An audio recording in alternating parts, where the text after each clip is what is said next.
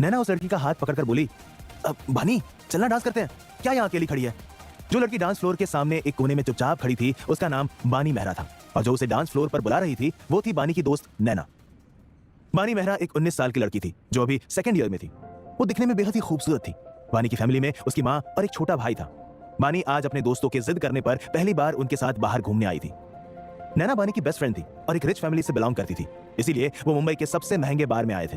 बानी एक नजर आसपास देखकर बोली, नहीं नैना, तुम सब डांस करो, मुझे नहीं करना।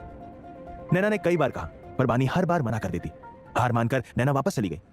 वहीं उसी बार में एक प्राइवेट रूम में एक आदमी सोफे पर किसी राजा की तरह बैठा था जिसकी उम्र लगभग 26 साल होगी। उसके आसपास दो लोग खड़े थे।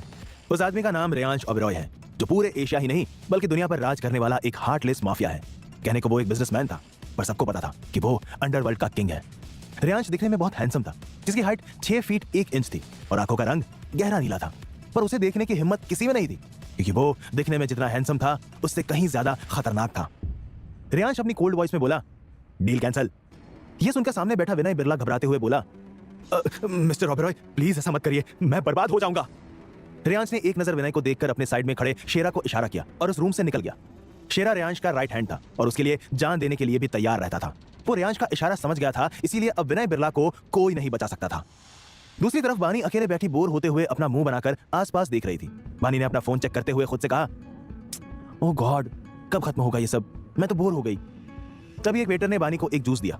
बानी ने ध्यान ना देते हुए वो जूस ले लिया और पीने लगी। वहीं थोड़ी दूरी पर खड़ी एक लड़की बानी को नफरत से देख रही थी जिसका नाम मिश्का था। असल में मिश्का बानी से बहुत चिढ़ती थी। वो बानी को नफरत से घूरते हुए बोली, आज तो तुम गई बानी, तुम्हारी वजह से कॉलेज में मैं सेकंड आई, अब तुम किसी के साथ रात बिताओगी और बर्बाद हो जाओगी। इतना बोलकर मिश्का नफरत से मुस्कुराने लगी। इधर बानी ने जूस पी लिया था और अब थोड़ी देर बाद उसे कुछ अजीब लगने लगा था। उसने एक नजर स्टेज की तरफ डाली, फिर सबको बिजी देख वहां से वॉशरूम एरिया के लिए निकल गई। बानी का सर भारी होने लगा था, इसीलिए उसे कुछ समझ नहीं आ रहा था। वो वॉशरूम ढूंढते हुए वीआईपी एरिया में बने रेस्टरूम की ओर आ गई। तभी बानी एक रूम के सामने लड़खड़ाते हुए आई और दरवाजे को धक्का देकर खोल उस रूम के अंदर आ गई। वो रूम काफी बड़ा था। बानी के ऊपर ड्रग्स का असर होने लगा था। असल में मिश्का ने उसकी ड्रिंक में ड्रग्स मिला दिया था। तभी वॉशरूम का गेट खुला और रेयांश बाहर आया। इस वक्त रेयांश ने सिर्फ एक टॉवेल अपनी कमर पर लपेट रखी थी। रेयांश की नजर बानी पर पड़ी और अपने रूम में किसी लड़की को देखकर उसका चेहरा सख्त हो गया। हालांकि रूम में अंधेरा था इसलिए रेयांश ने बानी का चेहरा नहीं देखा था। वो उसके सामने जाकर खड़ा हो गया जिससे रेयांश को बानी का चेहरा दिखने लगा क्योंकि उसने रूम की डीम लाइट ऑन कर दी थी। वो बिना किसी भाव के बानी के चेहरे को घूर रहा था। तभी बानी अपने सामने किसी को देखकर जल्दी से उसके गले लग गई। उसके गले लगने से रेयांश को कुछ अलग ही फील हो रहा था, पर वो अभी कुछ समझ नहीं पा रहा था। बानी बेचैन होकर बोली, मुझे गर्मी लग रही है। इतना बोलकर बानी अपने कपड़े निकालने की कोशिश करने लगी। वही बानी की हरकतें देखकर रेयांश समझ गया कि बानी को शायद ड्रग्स दिया गया था। रेयांश कुछ करता उससे पहले बानी ने अचानक रेयांश के होठों पर अपने होठ रख दिए और उसको किस करने लगी। रेयांश के हाथ भी बानी की कमर पर आ गए। थोड़ी देर बाद बानी रेयांश से अलग हुई और लंबी सांस लेने लगी। रेयांश झुककर बानी के कान के पास सर्द आवाज में बोला, तुम्हें किस करना नहीं आता बेबी, बट अब तुम पछताने वाली हो। इतना बोलकर उसने दरवाजा लॉक कर दिया। बानी को भी कुछ समझ नहीं आ रहा था और वो अब पूरी तरह से ड्रग्स के नशे में थी। वो अपनी ड्रेस निकालने की कोशिश करते हुए बोली, मुझे गर्मी लग रही है, प्लीज हेल्प करिए।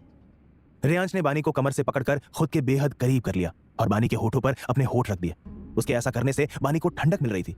अब रेयांश और बानी एक दूसरे को पैशनेटली किस कर रहे थे। करीब 20 मिनट बाद रेयांश ने बानी के होठों को छोड़ दिया और बानी की ड्रेस की जिप खोल दी। फिर उसने एक झटके से बानी की ड्रेस निकाल दी और उसको ऊपर से नीचे तक देखने लगा। फिर उसने बानी को गोद में उठाकर बेड पर लिटा दिया।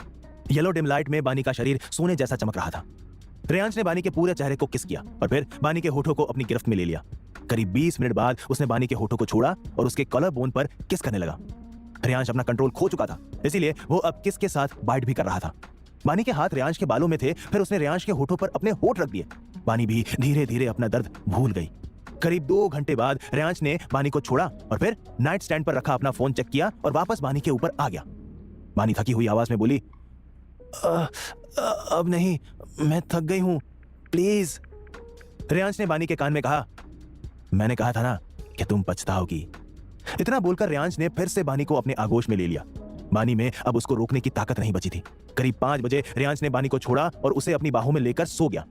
अगली सुबह बानी की आंख खुली तो उसे अपने शरीर में बेतहाशा दर्द महसूस हुआ। फिर बानी ने धीरे से उठने की कोशिश की तो उसे अपने कमर पर किसी का हाथ महसूस हुआ। उसने सर घुमाकर देखा। अपने बगल में किसी लड़के को देखकर बानी शॉक्ड रह गई। फिर बानी का ध्यान खुद पर गया। उसके शरीर पर एक भी कपड़ा नहीं था। खुद की हालत देखकर बानी समझ गई कि रात को क्या हुआ था। ये सोचकर बानी की आंखों में आंसू आ गए।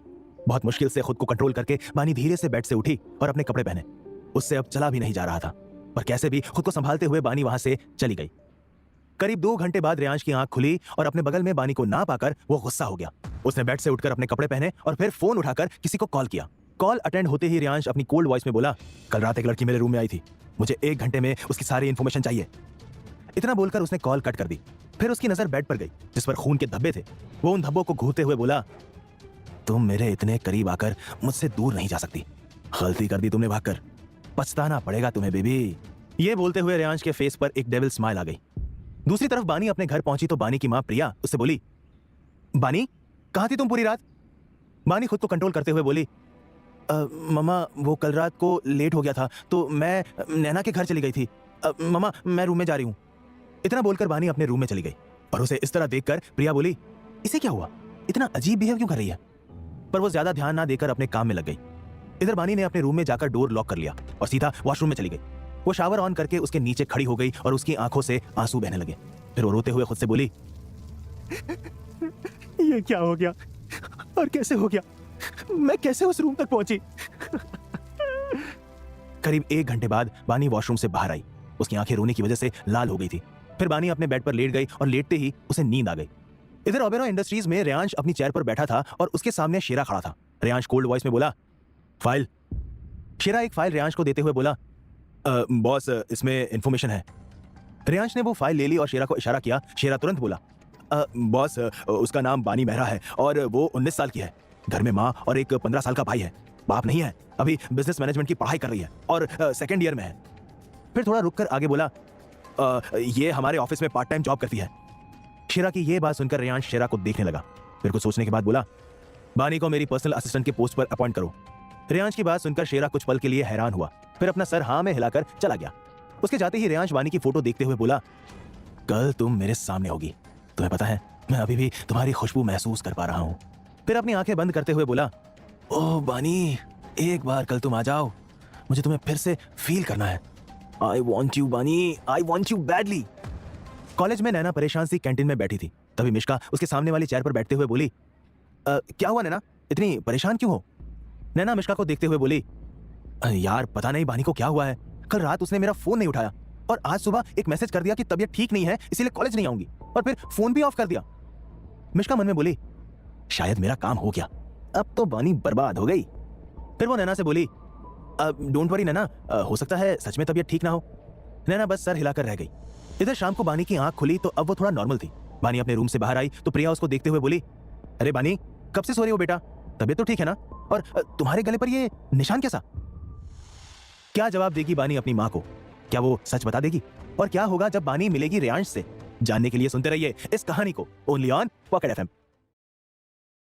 थी वो लड़की बेहद